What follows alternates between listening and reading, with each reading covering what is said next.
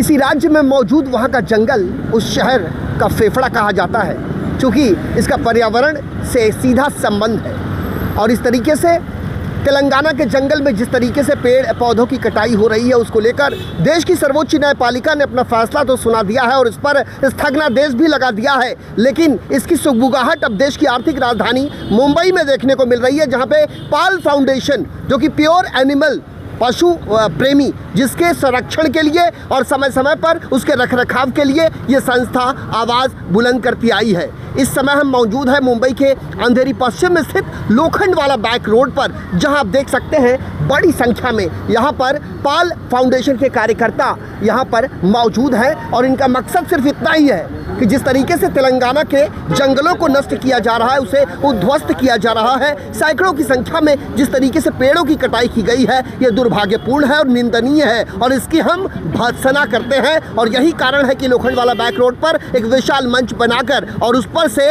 ये संदेश समाज को देने की कोशिश की जा रही है और साथ ही साथ देश को जगाने का काम किया जा रहा है। चूँकि जंगल जो है वो किसी भी शहर का फेफड़ा होता है और फेफड़े की बहुत बड़ी भूमिका होती है हर व्यक्ति के जीवन में। इसी तरीके से जंगल के भी जो पेड़ और पौधे होते हैं, उससे बड़े पैमाने पर ऑक्सीजन निकलते हैं। लेकिन जब विकास के नाम पर इन जंगलों को काटा जा रहा है तो वहाँ के पेड़ पौधे तो नष्ट होंगे ही, वहाँ के जो जानवर हैं वो कहाँ जाएंगे। कहते हैं जब जंगल का पतन होता है तो वहाँ के जानवर जंगल छोड़कर शहर की तरफ पलायन करने लगते हैं और ये भी एक बड़ी विकट समस्या खड़ी हो जाती है सरकार और प्रशासन के सामने। और आज यहाँ पर पाल फाउंडेशन के यहाँ मेंबर्स हैं हमारे साथ खड़े और हम उनसे ये जानने की कोशिश करते हैं कि आखिर उनका मकसद क्या है। सबसे पहले आपका स्वागत है। चूँकि जंगल को लेकर जिस तरीके से आपने ये लड़ाई सड़कों पर उतारी है, ये काबिले तारीफ हो सकती है, लेकिन आगे का आपका एजेंडा क्या है? चूँकि तेलंगाना के जंगल को जिस तरीके से काटा गया, उसके बाद सर्वोच्च न्यायपालिका ने उस पर स्टे ऑर्डर लगा दिया है और साफ तौर पर वहाँ के सचिव को उन्होंने कहा है एक भी पेड़ काटे गए तो इसकी जवाबदेही आपकी होगी। तो ऐसे में पाल फाउंडेशन किस प्रकार का संदेश समाज को देना चाहता है? पाल फाउंडेशन ने देखो अभी बॉम्बे में रैली निकाली है और ये ऑल ओवर इंडिया में अपनी आवाज़ उठाएगा, जगह जगह पे जाएगा, जगह जगह पे मोर्चे निकालेगा और पाल फाउंडेशन के जहाँ जहाँ ग्रुप्स हैं, जहाँ जहाँ मेंबर्स हैं, सभी लोग इस तरह की रैलीज निकालेंगे और गवर्नमेंट के अगेंस्ट में अपनी आवाज़ उठाएंगे, क्योंकि ये बहुत गलत हुआ है। आज देखिए इतने बेजुबान मारे जा रहे हैं, इतने हमारे पक्षी मारे जा रहे हैं, हमारे जानवर मारे जा रहे हैं और ये काम जो जंगल काट के जो कर रहे हैं, ये तो कहीं भी हो सकता था। IT सेक्टर बनाने के लिए जंगल काटना ज़रूरी नहीं था, कहीं और भी बना सकते थे, लेकिन जंगल ही क्यों काटा गया? और बेजुबान बोल नहीं सकता है, इसलिए आप आपकी मनमर्जी कर रहे हैं, तो ये बहुत गलत बात है। ये होना नहीं चाहिए और इसको हम होने भी नहीं देंगे। पाल फाउंडेशन अपनी मजबूती से आवाज़ उठाएगा और सभी जगह उठाएगा। हमारे पूना में, महाबलेश्वर में, शिरडी में, सभी जगह की इस तरह की रैलियाँ करेंगे और हर जगह की रैली करके हम अपनी आवाज़ पहुँचाने की कोशिश करेंगे तेलंगाना गवर्नमेंट को कि आप जो भी कर रहे हो गलत कर रहे हो और ये होना नहीं चाहिए, इसको रोकना चाहिए। और ये तेलंगाना में नहीं, ऑल ओवर इंडिया में कहीं भी नहीं होना चाहिए। कोई भी फॉरेस्ट नहीं कटना चाहिए, कोई भी जानवर को, बेजुबान को तकलीफ नहीं पहुंचनी चाहिए और कहीं भी इस तरह का अत्याचार जानवरों के ऊपर नहीं होना चाहिए। उनको घर से उजाड़ दिया गया है, जहां वो रहते हैं, आपसे कुछ मांग नहीं रहे हैं, आप उनको कुछ दे नहीं रहे हैं और आपको उनको उजाड़ने का हक भी नहीं है। तो आपको ये हक दिया किसने उनको करने का? इस हक की लड़ाई हम लड़ेंगे और बेजुबान के हक की लड़ाई, वॉइस ऑफ वॉइसलेस, हम लोग उनकी आवाज़ बनेंगे और मजबूती से आवाज़ बनेंगे। और एक सवाल आपसे ये जानना चाहते हैं कि ये मसला सिर्फ तेलंगाना के उस कांचा इलाके का नहीं है, वहाँ के जंगल का नहीं है, पूरे देश में जिस तरीके से विकास के नाम की तामीर लिखी जा रही है, वहाँ के पेड़ और पौधों को काटा जा रहा है, पर्यावरण के साथ छेड़छाड़ की जा रही है, ऐसे में हम विकास की कल्पना क्या कर सकते हैं? नहीं, ये विकास, इसको विकास थोड़ी कहते हैं। विकास है छत्तीसगढ़ में देखिए, छत्तीसगढ़ में भी बहुत बड़ा ऐसे पूरा फॉरेस्ट उड़ा दिया गया है, वहाँ पे भी ऐसे ये किया गया है। ये कोई विकास नहीं है। विकास जानवरों को मार के, उनको बेघर करके और जंगल काट के, फॉरेस्ट काट के और ये सब करके आप बोले विकास करें, तो ये विकास नहीं है। जाहिर सी बात है, पेड़ पौधों को काटना ये विकास कतई नहीं हो सकता। वैसे हमारे प्राचीन मनीषियों ने यह कहा है कि सा विद्या या विमुक्त, अर्थात विद्या वह है जो मनुष्य को अज्ञान पाश से मुक्त करता है। लेकिन इसी विद्या के नाम पर जंगल को काटकर वहाँ बड़े बड़े गगनचुंबी इमारत और IT हब बनाने की कवायद की जा रही है। वैसे हैदराबाद यूनिवर्सिटी के छात्रों ने भी सड़कों पर उतरकर ये संकल्प ले लिया है कि आप IT हब बनाएं या आप कोई भी नया काम करें, लेकिन आप जंगलों के साथ छेड़छाड़ नहीं कर सकते। और वैसे हम पाल फाउंडेशन के बारे में बताना चाहेंगे कि देश की आर्थिक राजधानी मुंबई का ये बहुत बड़ा फाउंडेशन है, जो समय समय पर चाहे आवारा कुत्ते हो, चाहे पेट्स हो, हमारे जो पालतू जानवर होते हैं उनके संरक्षण, उनके रखरखाव के लिए ये संस्था अपनी आवाज़ बुलंद करती आई है। फिर मसला चाहे पुलिस स्टेशन से जुड़ा हो या फिर सरकार और प्रशासनिक महकमे से, लेकिन यहाँ पर पुलिस महकमे के आला अधिकारी भी इस पाल फाउंडेशन को अपना सहयोग दे रहे हैं। सुधीर कुंडालकर एक ऐसा नाम है जिसने कई साल मुंबई पुलिस को दी है और अब वो असिस्टेंट कमिश्नर ऑफ पुलिस है, लेकिन उन्होंने कानूनी जितने भी चीज़ें हैं इस पाल फाउंडेशन में उन्होंने सभी को बताया है कि आगे की रणनीति किस प्रकार से होनी चाहिए। वैसे सुधीर कुंडालकर साहब के बारे में यदि हम आपसे जानना चाहें तो उनकी भूमिका क्या है? जो सुधीर कुंडालकर साहब ने किया है वो मुंबई में किसी ने किया ही नहीं है। आज इतने लोगों को जोड़ा है और जानवरों की वो आवाज़ है। कोई जानवर को कोई भी किसी सोसाइटी में या किसी भी जगह पे अगर फीडर्स को तकलीफ़ होती है तो कुंडालकर साहब खड़े रहते हैं, उनकी पूरी लीगल टीम खड़ी रहती है। पुलिस स्टेशन में जाता है कोई, अगर पुलिस स्टेशन हमको सपोर्ट नहीं करे या FIR नहीं करे तो पूरी टीम वहाँ पे आके खड़ी रहती है और उनकी आवाज़ बन के खड़ी रहती है। और हम कोशिश करते हैं हर फीडर फीड करे, उसको किसी तरह की तकलीफ़ ना हो। अगर कोई सोसाइटी या कोई भी तबका या कोई उनको मना करता है तो हम जाके लड़ते हैं उनके उससे, और हम चाहते हैं कि फीडर जो है वो शांति से अपना फीड करे, उसको कोई किसी तरह का डर या भय नहीं होना चाहिए कि फीड करे, क्योंकि यहाँ हेटर्स ज़्यादा है। हम क्या कह रहे हैं आपको कि आप खाना मत खिलाइए, अगर आपको नहीं पसंद है मत खिलाइए ना, लेकिन जो खिला रहा है तो उसको क्यों मना कर रहे हैं आप? उसको तो खिलाने दीजिए। अगर आप देखें तो अगर हमारा कोई देवी देवता उठा के देख लें तो हर देवी देवता का एक ना एक वाहन जो जानवर ही है। तो ये संदेश तो उन्होंने उस समय दिया था कि इनकी ज़रूरत है हमें और ये हमारे साथ रहेंगे, ये हमारे अंग है, हमारा पार्ट है, हमारे साथ ये है, लेकिन हम कुछ इन चीज़ों को समझते ही नहीं हैं। वैसे हम तमाम दर्शकों को बता दें कि पाल फाउंडेशन की तरफ से सोशल मीडिया के जरिए जिस तरह की तस्वीरें वहां पर पोस्ट की जाती हैं उसे देखने के बाद ऐसा लगता है कि मानो इंसानियत की परिभाषा जो है उसे बदलने की कवायद की जा रही है। और जो पालतू जानवर है बेजुबान है, जो अपना दर्द तक किसी से शेयर या साझा नहीं कर सकते, उनके साथ मार पिटाई की जाती है, उन्हें सड़कों पर अनाथ अवस्था में छोड़ दिया जाता है। और प्रशासनिक महकमे को जब संपर्क करने की कोशिश की जाती है तो प्रशासनिक महकमे के अधिकारी और कर्मचारी भी यहाँ वहाँ की बातें बनाते हैं, ये भी हमने देखा है। लेकिन पाल फाउंडेशन का ये कारवां लगातार चल रहा है और ऐसे में तेलंगाना के जंगल को बचाने के लिए देश की सर्वोच्च न्यायपालिका ने स्वतः संज्ञान लिया है और इसमें जो सुमोटो उन्होंने लिया है उसी का ये नतीजा है कि अब वहाँ पर जंगल की कटाई नहीं हो रही है। आपसे एक संक्षेप में बात जानना चाहते हैं, आर्थिक राजधानी कही जाती है मुंबई और यहाँ पर भी विकास का जो इतिहास रचा जा रहा है वो अतुलनीय है, अकल्पनीय है, लेकिन आपको नहीं लगता कि ये शहर अब देखते ही देखते कंक्रीट का जंगल बनता जा रहा है? बन रहा है ना। आप आरे का देखिए ना, आरे का किस्सा देखिए। आरे में हमारे पाल फाउंडेशन में और बाकी फॉरेस्ट के लिए कई लोगों ने, NGO ने वहाँ जाके प्रोटेस्ट किया था। आधे से ज़्यादा फॉरेस्ट काट के रख दिया उन्होंने। सर आपका नाम क्या है? मेरा नाम सुरेंद्र मल्होत्रा है सर। मल्होत्रा साहब, एक सवाल आपसे और करना चाहते हैं। हम जहाँ खड़े हैं ये लोखंड वाला बैक रोड के नाम से जाना जाता है इलाका, और यहाँ पर भी मैंग्रोव्स बड़े पैमाने पर हुआ करते थे, लेकिन उन मैंग्रोव्स को काट कर अब उस पर अतिक्रमण करने की कवायद की जा रही है। ये तो साहब तेलंगाना का मसला है। वैसे तेलंगाना का मसला हो या राज्य के किसी भी शहर का मसला हो, ये भारत का मसला है।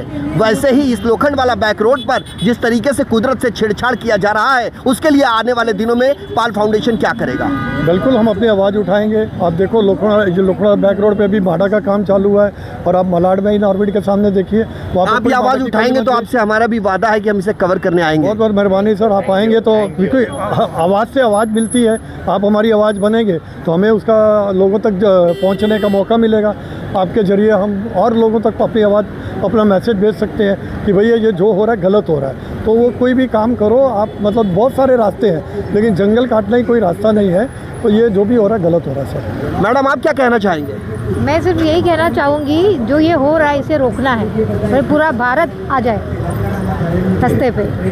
तेलंगाना जो किया है वो दोबारा फिर कोई ये न करे। आप एक महिला हैं और सबसे बड़ी बात आप एक माता हैं। जब बेटे को दर्द होता है तो उसकी पीड़ा सबसे ज़्यादा माँ को होती है। उसी तरीके से आप किस तरीके से सोचते हैं, क्योंकि पेड़ पौधे तो सजीव होते हैं मैडम, और हमने साइंस में पढ़ा है कि पेड़ पौधों में जान होती है, और उस जान को जब कोई ख़त्म करने की आमादा हो जाता है और उसमें सरकारी महकमा भी आ जाता है, गवर्नमेंट के नोटिफिकेशन भी उसमें लगा दिए जाते हैं, न्यायपालिका की दहलीज पर वो मामला दम तोड़ देता है, ऐसे में क्या फील करते हैं आप? बस मैं यही कहूँगी, सब एक साथ आए, सब एक साथ आए और ये जो गलत हो रहा है उसे रोकें। आपका नाम क्या है? प्रशांति। क्या सोचते हैं? बड़े सुस्त लग रहे हैं आप। नहीं, मैं तो सोच रही हूँ आरए के टाइम भी हम लोगों ने ऐसे ही प्रोटेस्ट की थी। हम लोग तो बारिश में खड़े हुए थे, फिर भी आरए का तो कुछ हुआ नहीं। गवर्नमेंट ने आगे जाके मेट्रो बना ही दिया और मैं पक्का वादा करती हूँ अगले 10 साल में वो पूरा आरए चला जाएगा। अब वो लोग संजीव गांधी नेशनल पार्क पे टिके हैं कि वहाँ पे भी कुछ बनाना है, हमको ब्रिज बनाना, वो भी चला जाएगा। और ये सब गवर्नमेंट आएंगे और सब अपना अपना पॉकेट भर के निकल जाएंगे और अपना जो देश है फाइनली पूरा फॉरेस्ट निकल जाएगा। मेरे ख्याल से बच्चा जान चुका है, जब सरकार की बात आती है, सरकारी महकमे की बात आती है तो लोग भ्रष्टाचार की बात सबसे पहले पकड़ते हैं। लेकिन क्या एक मुंबईकर होने के नाते क्या ये हमारा फ़र्ज नहीं बनता है कि हम बड़े पैमाने पर अवेयरनेस लाएं और लोगों को जन जागरूक करें? बिल्कुल लाएं। मैं तो बहुत एडमायर करती हूँ हैदराबाद के वो यंग जनरेशन को, जिससे वो जो जाके साइड पे बैठे, जैसा एक्शन उन्होंने लिया, आई रियली एडमायर। मुझे लगा था आजकल का यंग जनरेशन ऐसा है, but they have broken all thoughts, all wrong. They are as aware, they are as responsible, as caring for my. आज मेरी बेटी आई है, वहाँ पे खड़ी है, वो भी आई है। मेरी बड़ी बेटी भी करती थी। हम लोग आरए में गए, लेकिन आरए का देख के मुझे ऐसा लग रहा है तेलंगाना का ऐसा नहीं होना चाहिए। On the spot government should take a decision. जो भी अभी के फॉरेस्ट है उनके ऊपर तुम परमानेंटली पास कर दो कि these places can not be touch for any sort of development. Bharat को आज़ादी ओवरनाइट नहीं मिली थी, उसके लिए बाकायदा उसकी प्लानिंग की गई थी, उसकी तैयारी की गई थी, और इसमें बड़े बड़े दिव्यात्माओं की भूमिका सबसे ज़्यादा थी, जिन्होंने एक योजनाबद्ध तरीके से एक लड़ाई छेड़ी और वो लड़ाई आंदोलन में बदला, और ये आंदोलन देखते ही देखते इसने सरकार के चूल्हे हिला दिए और अंततोगत्वा इस भारत को आज़ादी मिली। और इस आज़ाद मुल्क में रहने वाले आज वर्तमान में जो लोग हैं वो एक गलत दिशा में जा रही राजनीति से भी पीड़ित हैं। जिस तरीके से कुदरत की चीज़ों से छेड़छाड़ की जा रही है, जिस तरीके से गगनचुंबी इमारतें खड़ी की जाती हैं, और हर कोई दुकानदार ये चाहता है कि मेरे दुकान के आगे कोई पेड़ ना हो ताकि वहाँ ग्राहक नहीं आएंगे, और देखते ही देखते उस पेड़ को इंजेक्शन दे दिया जाता है और वो सूख जाता है और मृत अवस्था में उस पेड़ को हटा दिया जाता है, और वहाँ पर सीधे सीधे कंक्रीट का पूरा नज़ारा देखने को मिलता है। और ऐसे में यही हाल लगभग 4 से 5 दिनों में तेलंगाना के कम से कम 2 वर्ग किलोमीटर की ज़मीन पर 400 से अधिक पेड़ों को काट दिया गया।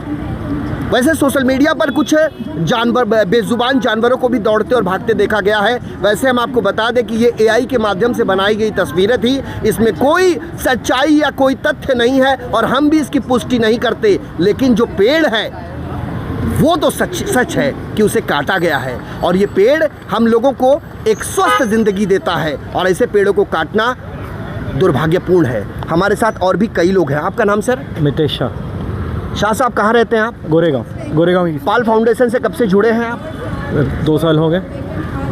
आज जो एजेंडा लेके पाल फाउंडेशन लोखंडवाला बैक रोड की सड़कों पर उतरा है, ये आंदोलन कहाँ तक जाएगा, ये एजेंडा कहाँ तक जाएगा? ये तो अभी जहाँ की है सुधर जाओ, वरना अभी तो और बहुत कुछ बाकी है। आप इतना समझ लीजिए, ये एक झांकी है।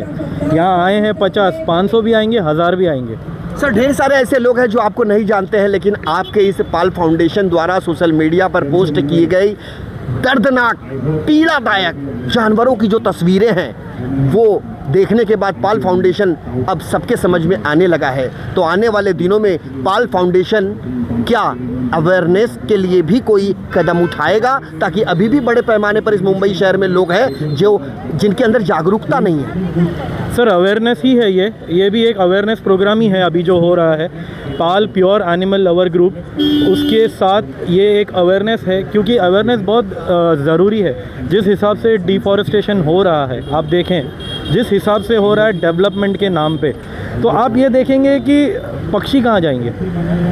झाड़ों पे कौन रहता है? पक्षी रहता है। झाड़ हमें क्या देते हैं? ऑक्सीजन देते हैं। हम उनको क्या देते हैं? कार्बन डाइऑक्साइड देते हैं। वो हमें जीने के लिए दे रहे हैं, और जो हमें जीने के लिए सबसे ज़्यादा चाहिए, पैसा चला जाएगा आएगा, बट ऑक्सीजन नहीं होगा तो करोगे क्या? क्या करोगे आप? यहाँ पे जिस हिसाब से आप झाड़ काटते जा रहे हो, क्या आपको लगता है कि आने वाले 10-20 साल में जो आने वाली नस्लें हैं, जो आने वाली पीढ़ियाँ हैं, वो एक स्वच्छ सुंदर एनवायरनमेंट में सांस ले पाएगी? क्योंकि आज भी अभी भी एक ऐसे सेंटर्स कुछ मैंने सोचे हैं जो मतलब खुले हैं जिधर आपको प्योर ऑक्सीजन ब्रीथ करने के लिए पैसे देने पड़ रहे हैं। शाह साहब, आपकी उम्र क्या है? मेरी उम्र 45 साल है। आप मुझे एक बात बताइए, 45 साल में ऐसा कोई साल आपने देखा था कि जब बिना मौसम के मौसम देखने को मिला? गर्मी आने के पहले गर्मी महसूस होने लगी, ठंडी आई लेकिन पता नहीं चल पाया साहब कि ठंडी कब आई और कब चली गई। उसके बाद चाहे हम बारिश की बात करें, वो भी बेमौसम बरसात की तरह आती और चली जाती है। क्या आपको ऐसा नहीं लगता कि ये पहले जो होता था अब उसमें काफ़ी तब्दीलियाँ आई है due to climate change? 100% climate change is a very major issue sir. Climate change अगर आप देखने जाएंगे तो कुछ सालों से आप देखो, कुछ सालों से क्या हाल है। कुछ सालों में अगर आप देखने जाएंगे तो किसी भी टाइम पे बारिश आ रही है, किसी भी टाइम पे गर्मी पड़ रही है। अब गर्मी का तापमान 1.5 डिग्री पूरे वर्ल्ड में बढ़ गया है। 1.5 डिग्री पूरे वर्ल्ड में बढ़ गया है। ये कितना बढ़ चुका है, ये अब सोचने की बात है। अगर अभी भी नहीं सुधरे, अगर अभी भी नहीं रुके, तो आने वाले टाइम में कोई बचा नहीं पाएगा। हम अगर खड़े हैं यहाँ पे, आज 100 लोग खड़े हैं, तो आज हम पूरे जितने भी जनता है, जितनी भी वर्ल्ड में ह्यूमन बींग्स है, उसके लिए खड़े हैं। तो ह्यूमन बींग्स प्लीज़ आँख खोलो, अपना दिमाग लगाओ और बाहर निकलो, क्योंकि जो सरकार कर रही है डेवलपमेंट के नाम पे, ये आपसे आपके जीने का, आपकी सांस लेने का और आपको हेल्दी रहने का जो एक बेसिक फंडामेंटल है वो पूरा छीन रही है। और हम वो होने दे रहे हैं कि चलो ये मेरे इधर तो नहीं हुआ, चलो वहाँ हुआ, ये मेरे इधर तो नहीं हुआ, पर ये हमारे इधर भी हो रहा है। आप आरे ले लो, हाँ, ये आरे में भी इतना ही कुछ हो चुका। पहले किसी ने बोला हो रहा है, कितने लोगों ने आरे में प्रोटेस्ट किया, लेकिन आखिर में क्या किया आपने बना दिया, आपने मेट्रो बना दी। अब आप एक हाईवे क्रिएट कर रहे हो, वहाँ से एक ब्रिज बनाने वाले हो, मुमरा थाने मुलुंड कहीं को लिंक करने के लिए। किसके लिए कर रहे हो आप? किसके लिए कर रहे हो? आप सांस नहीं लोगे तो रोड पे कौन चलने वाला है? जाहिर सी बात है। और सभी के हाथ में कटआउट है, विकासाचा नावा खाली विनाश नको। हर पेड़ है प्रकृति का उपहार, जंगल और जानवर दोनों है धरती के गहने। जंगल भी जिए, जानवर भी जिए, जानवरों को प्यार दो, दर्द नहीं। वन नहीं तो वन्य नहीं। Let wildlife live in peace, यानी जिस तरीके शांति से जीने दो, वो हमें नहीं परेशान। आगे भी कटआउट देखा जा सकता है, clear cutting kills more than trees, यानी अपनी अपनी भावनाओं को अपने अपने तरीके से इन्होंने कटआउट में उल्लेखित करके समाज को ये संदेश देने का प्रयास किया है कि समाज के जो लोग हैं वो समय रहते जाग जाएं, क्योंकि जिस समाज में हम रहते हैं वहाँ पर कुदरत की सबसे बड़ी भूमिका है। और कुदरत के जड़ पर अगर चोट किया जाएगा तो कुदरत बदले में आपको क्या देगी, इसका अंदाज़ा लगाना बड़ा आसान है। हम बोलते हैं आरे में या पवई में या एरिया में कोई शेर आ गया, कोई चीता आ गया, इसने उसको उठा लिया, कुछ कर लिया, बट हमें इतनी अक्ल नहीं है कि वो पहले से वहीं थे, ये उन्हीं का घर था। हम घुसे हैं वहाँ पे, वो नहीं घुसे हैं, हम घुसे हैं वहाँ पे। हमने ये सब झाड़ वगैरह काट दिए, तो वो कहाँ जाएंगे? उनका घर नहीं है। अगर मेरा घर है, आज रात को मैं अपने घर पे जाके सोता हूँ, तो उसका भी एक घर है, उसे भी वहाँ जाके सोना है, उसे भी रेस्ट करना है। जाहिर सी बात है, सीसीटीवी फुटेज के जरिए मीडिया हमें दिखाती है कि आरे कॉलोनी के जंगल में तेंदुआ आ गया, लेकिन ये किसी ने नहीं बताया कि तेंदुआ यहाँ आया कि पहले लोग आए। जी जी, नमस्कार, मैं दीपक दवे। मला एवढं सांगना है, हिंदी में बोलता हूँ, सॉरी।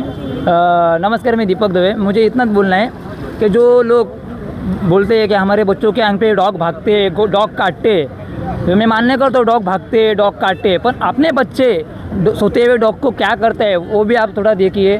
सोते हुए डॉग को लकड़ी मारता है, शेपुड़ खींचता है। जब डॉग अटैक करता है, डॉग कभी किसको ऐसा अटैक करता नहीं है, अपने बच्चों की गलती रहती है। इसके लिए डॉग अटैक करते हैं। और हमसे ज़्यादा समझदार भी है वो। हाँ, और डॉग को जितना समझते हैं उतना ये नहीं होता है। और दूसरी बात, मैं सरकार को एक विनती करता हूँ कि जितना हक इस धरती पे अपने इंसानों का है उतना धरती पे हक जानवर का है। और इतना कि जानवर के पास वोटिंग नहीं है, मतदान नहीं कर सकते, पर उसके लिए हम जैसे प्राणी मित्र मतदान करते हैं। और सरकार से विनती। आपने अपना नाम क्या बताया? दीपक दवे। दीपक, कहाँ से आए आप? मैं कल्याण से आया हूँ। आप कल्याण से यहाँ पे आए हैं? यहाँ से कल्याण करीब 70 किलोमीटर से भी दूरी का रास्ता है और वहाँ पर ये वहाँ से आकर इस कैंडल मार्च में ये अपनी सहभागिता सुनिश्चित कर रहे हैं। हर व्यक्ति अपने हाथ में ये कैंडल ले रहा है और इस कैंडल को बड़े शांति तरीके से ये सरकार तक और प्रशासन तक पहुँचाने का, अपनी आवाज़ पहुँचाने का प्रयास कर रहे हैं। यहाँ पर ऑटो चालक से लेके उद्योगपति तक इस कैंडल मार्च में शामिल हैं। और सबसे बड़ी बात यह है कि पेड़ को, जी क्या नाम है आपका? मेरा नाम शबीना है और हम लोग कुर्ला से हैं। कुर्ला से हैं हम लोग दोनों भी। आप एक बात बताइए, ये पाल फाउंडेशन से कब से जुड़े हैं आप? हो गए हमको। मैं पिछले 6 साल से हूँ। और मैं 2 साल।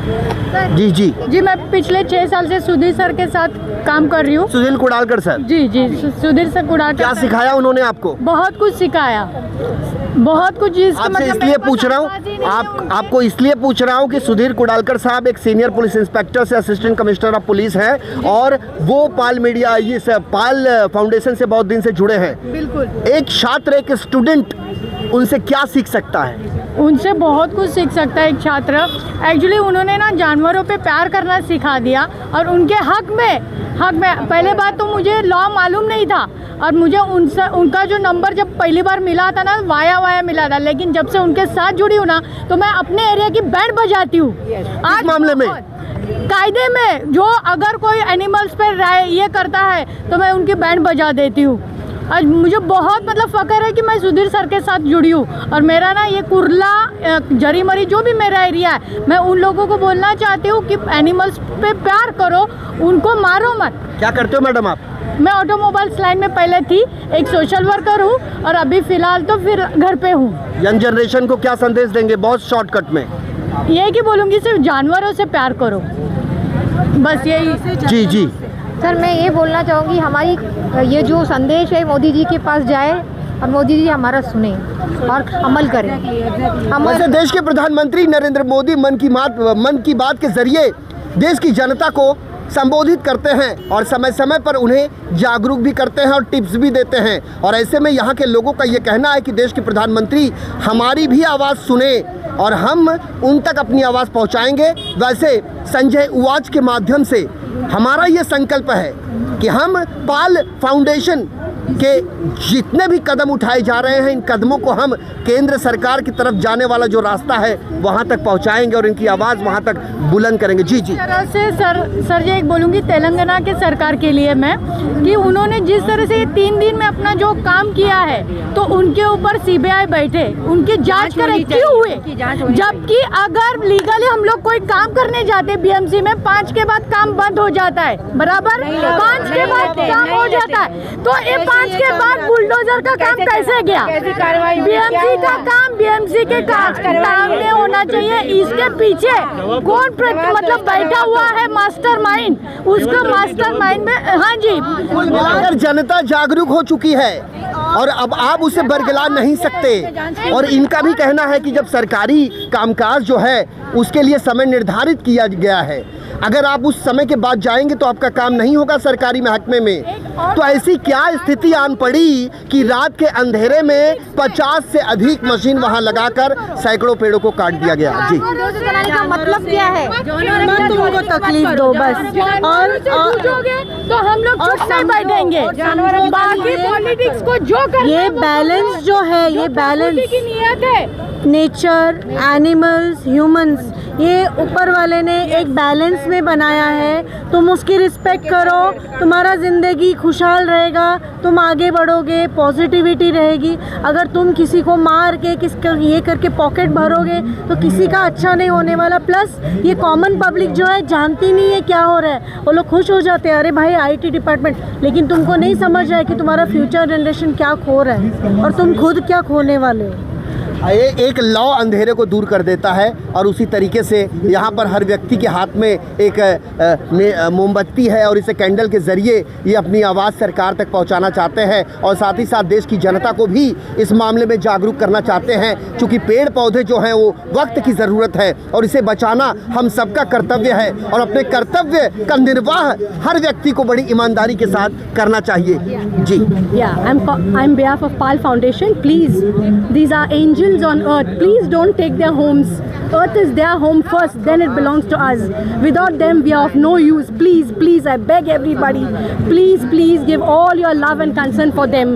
Please, you will be blessed if you take and think about these animals of us, and the trees which bless us. Please, a humble request, a humble pledge at your feet. Please don't hurt them, and especially don't do it. It is a very big sin what everybody else is doing. God bless. इस देश में जनता को जनार्दन की उपमा दी गई है और इस जनता के पास इतनी ताकत है कि जिसकी कल्पना खुद जनता को नहीं होगा। दरअसल सरकारें जब चुनी जाती हैं तो वहाँ जनता की शक्ति को देखा जाता है और शायद यही कारण है कि ये जनार्दन जो है आज गलत को गलत कहने और सही को सही कहने के लिए सड़कों पर उतरी है और इनका ये प्रयास है कि अब पेड़ पौधे नहीं काटे जाएं, जानवरों के साथ छेड़खानी नहीं की जाए, बेजुबानों पर अत्याचार नहीं किया जाए और साथ ही साथ देख सकते हैं एक नहीं दो नहीं बड़ी संख्या में अंधेरी लोखंड वाला बैक रोड पर ये तमाम लोग जो हैं वो लामबंद हुए हैं और इनका जो काफिला है, इनका जो कारवां है अब आगे की तरफ बढ़ने वाला है। वैसे कहते हैं कि कदम चूम लेती है खुद बढ़कर मंजिल, मुसाफिर अगर अपनी हिम्मत न हारे, हम अकेले ही चले थे जान बे मंजिल, हम चलते गए लोग आते गए और कारवां बनता गया। पाल फाउंडेशन जो है वो अब निकल पड़ा है और ऐसे में हर व्यक्ति को जागरूक करने का उसने ये संकल्प लिया है। ऐसे में आने वाले दिनों में फिलहाल देश की सर्वोच्च न्यायपालिका ने तेलंगाना के जंगल में पेड़ों की कटाई पर रोक लगा दी है। अब आगे क्या कुछ होगा ये देखना बेहद दिलचस्प होगा कि अब वहाँ की सरकार जो है वो विकास करती है या फिर जो लोग गलत काम करते हैं उनके खिलाफ कार्रवाई करती है। संजय उवाच के साथ संजय मिश्रा की रिपोर्ट, मुंबई।